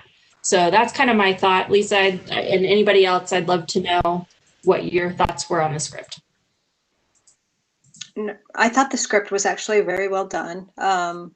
Just as you're talking, Michaela, what I'm feeling is that we probably need to give an update to the neighborhood association leaders and land use chairs, just what it is that we're tackling. And I would hope that the land use chairs know what we're doing by virtue of them attending this meeting. But I'm wondering if we also need to include, I don't know how we're going to do this, but include our developer folks so that they know that we're working on some of these resources. Any thoughts around that?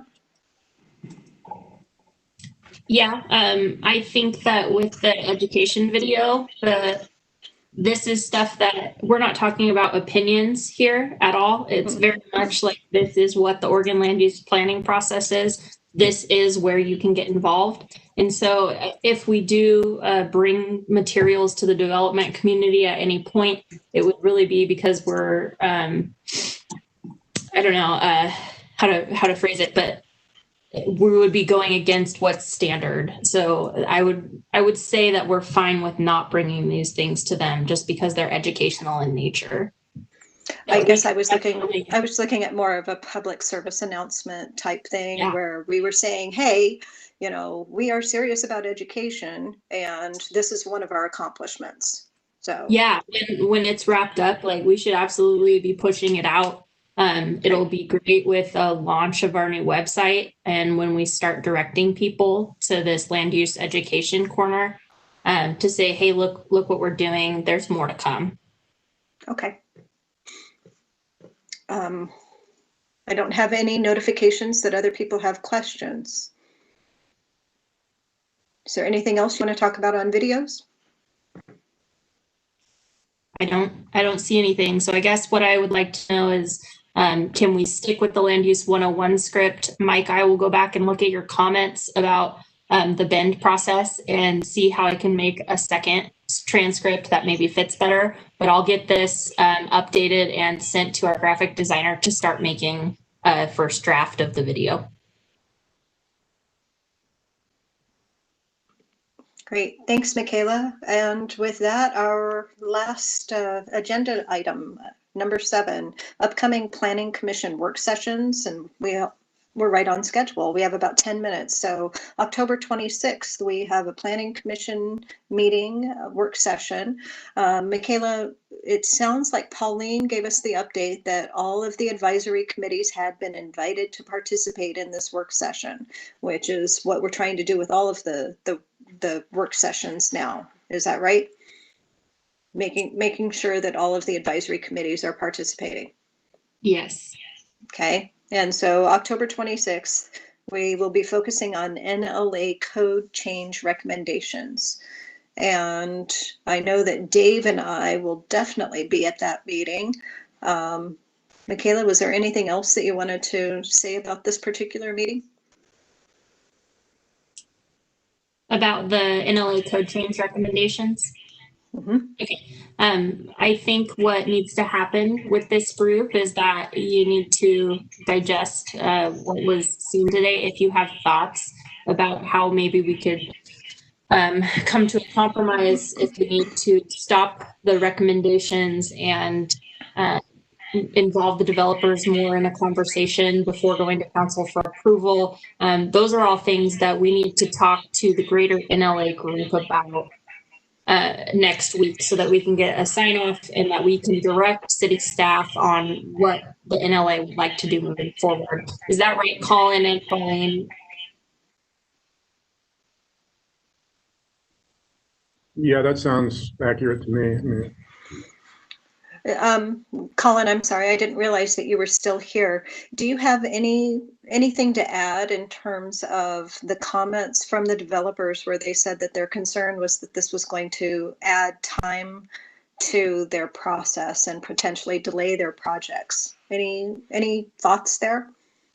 Yeah, I can comment on what will happen internally with city processes. I really don't want to speak for what they have to deal with on their side. I mean, I work with them, but I don't do the same things that they do. So I would prefer to not comment on their comments. I think they speak for themselves. Okay. Okay, so I guess I'm sorry, Michaela, go ahead. I'm just wondering, Colin, I know there was talk about whether we want to stop moving forward with the code changes and have another meeting with the developers, or I don't know what you would suggest in doing to bring them into the process more, but I'd be happy to hear. Yeah, that's a good question. So everybody knows it's an election coming up. And the direction that I got from Eric was he wanted this council to hear these code amendments. And the way that works is really their last meeting in December, they don't want anything super heavy on that. And then the first meeting in January is ceremonial with the new council. And so we really need to get this in front of it. If Eric still wants, and this body wants this council to hear it, we really need to get to December 2nd and the dates that we have outlined. We need to make that Now, if we wanted to have a change from that, if this group and the city manager's office is comfortable moving this to the next city council and understanding that there's at least going to be a change or two on that, then we can do that in order to have more involvement with the development community. From a staff perspective, I'd be happy to do that. So it's up to the NLA on whether you want to pause and involve or move forward with changes to this council. I think that's right, Michaela. I just want to follow up on something Colin said. My understanding is that Eric, because this current council was involved with forming the NLA, I think there was an intent or a desire to get this to the current council before they change at the end of the year. But my understanding is that from the city manager's office, that's not an imperative at this point. The NLA may have a priority, which is fine, and you can talk about that, but I don't think there's any longer a really burning directive from Eric's office that this happened on a certain timeline. I think the NLA and staff and others have some room to make it happen in a way that they think is best.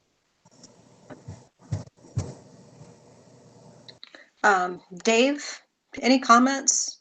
I invite you to speak up now. I have some comments on the land use 101 lines, but I'll send them to you and you can go through them, and then we'll talk, and then we'll submit them to Michaela. Okay, I appreciate that. What do you think about today's conversation with the developers? Do you think that we ought to put things on hold and slow down a bit, or do you think we ought to press forward?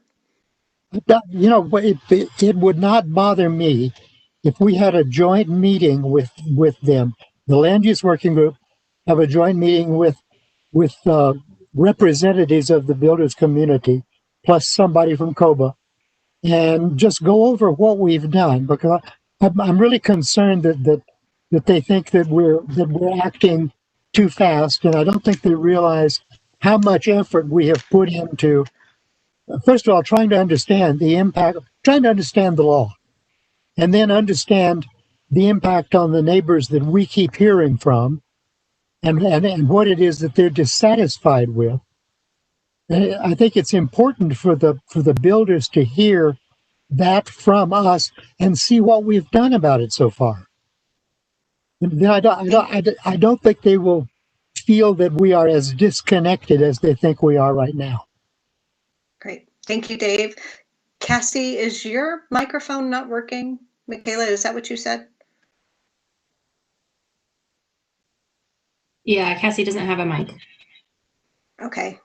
Cassie, I would have invited you to participate and speak. For anyone else, the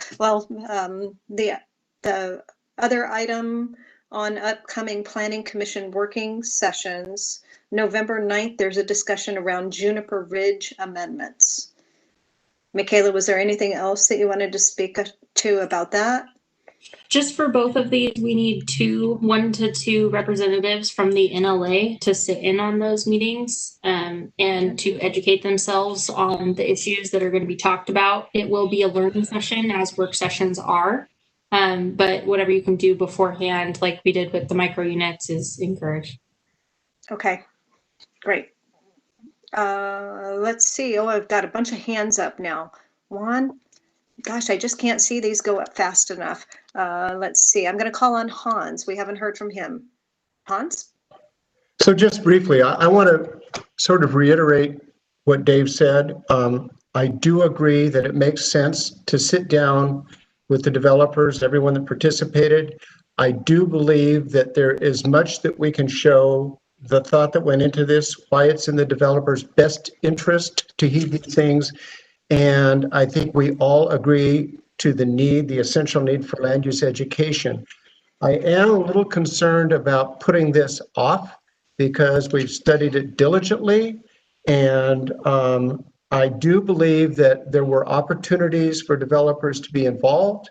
I think at a point we were sort of dissuaded with the idea that it was premature if council hadn't given us a bit of a nod. But we got that nod only recently. But considering the 2 years that have gotten into this, it's just my personal feeling that we ought not to put it off, but it will be an NLA decision. I'm just suggesting that there's so much that we agree on with the developers that I'm not inclined, based on what I heard today, to not move forward with the recommended changes or perhaps with small modifications. Great. Thank you, Hans. Mike Walker.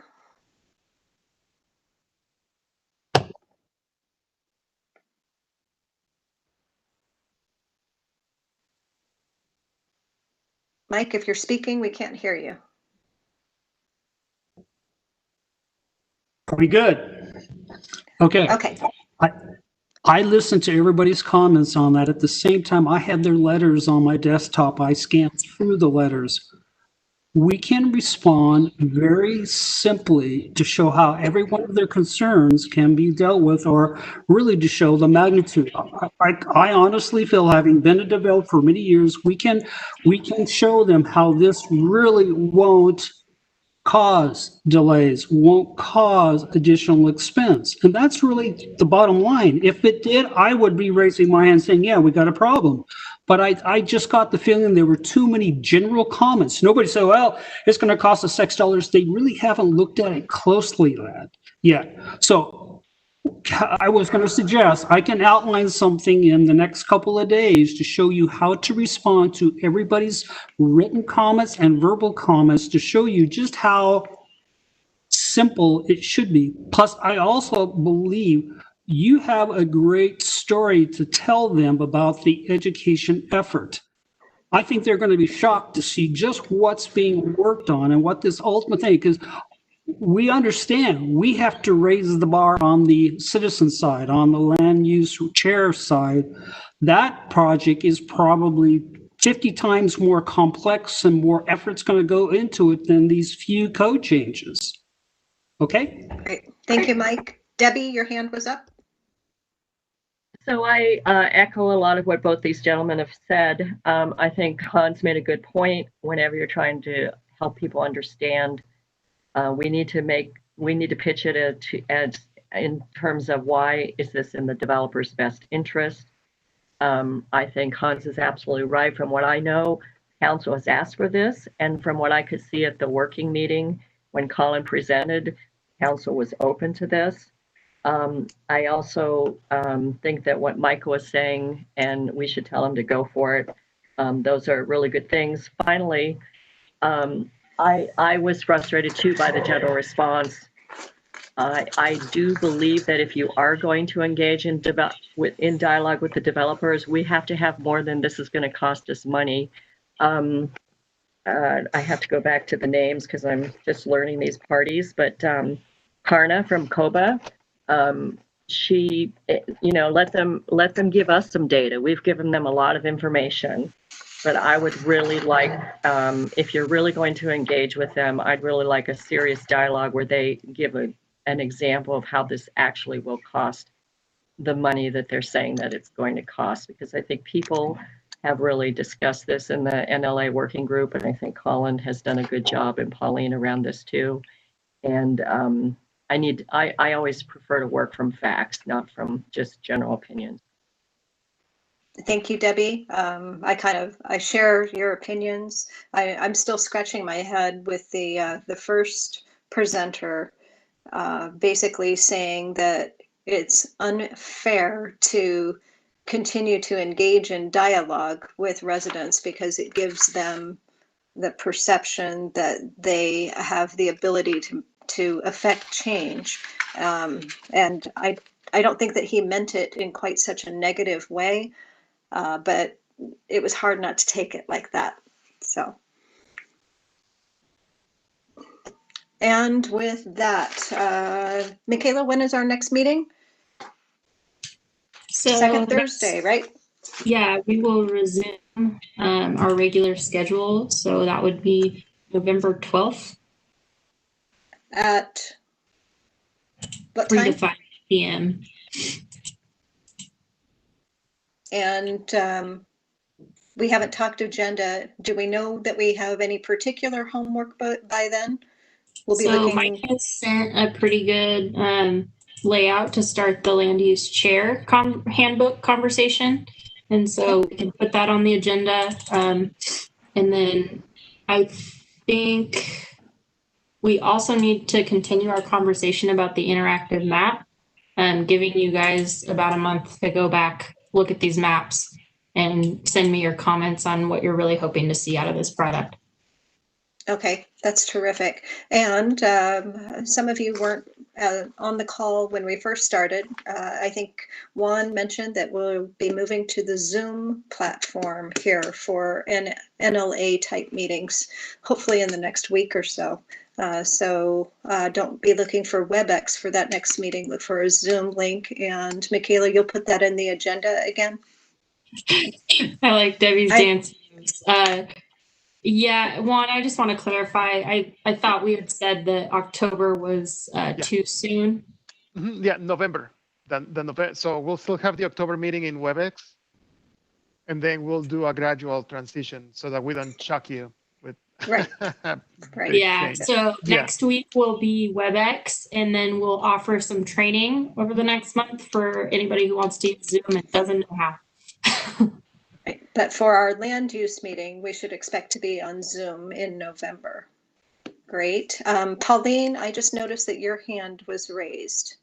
Hi, thank you, Lisa. I just want to, without knowing the direction of whether or not there's going to be any more meetings between the NLA and the developers on the draft amendments, I do have to get the bulletin notice out next week. So I don't want anybody to be surprised if they see the legal notice in the newspaper and the neighborhood association's notice of the public hearing for it is November 9th. It's just a timing thing, and we can always postpone it or whatever, but in order to stay on schedule, unless you hear something different, you will start seeing some public notices for that, the draft NLA recommendations. Thank you. We'll take that under advisement. I think that it sounds like Mike, you and I will probably connect on a sample communication, and we should do that in the next day or two. And then we need to put that in front of the NLA on next Tuesday the 13th. And then if we're going to take any action, we need approval from the NLA at that meeting. Michaela, does that capture it? Yes, and you have 20 minutes at the next meeting to talk land use. Okay. I still see a red dot. Debbie, your hand's up again. That's my hand's up. Mike's hand's up. So I should be able to get to something to you by the end of Friday, so you have the weekend to look at it. Okay. Also, Michaela talked about the land use chair package. I spent quite a few hours looking at what you had laid out, Lisa. I fleshed it out and I submitted it to Michaela. I'm not sure that's what she was intending to share with the group, but I have an idea for the third piece of the puzzle and how to present information to the citizen. And I'm kind of hesitant about going off on my own and doing that without having some feedback or basically authorization. I don't want to spend quite a few hours heading down the wrong path. Well, I think we should probably put that conversation as an agenda item for the next meeting, but in between time, let's flesh out the land use chair workbook or resources, and we'll hit on that at the next meeting. Okay. Okay. And with that, all hands are called upon. I would like a motion to adjourn. So moved. Thank you everyone for your time today. Thank you for your participation. I greatly appreciate you all being here. Bye.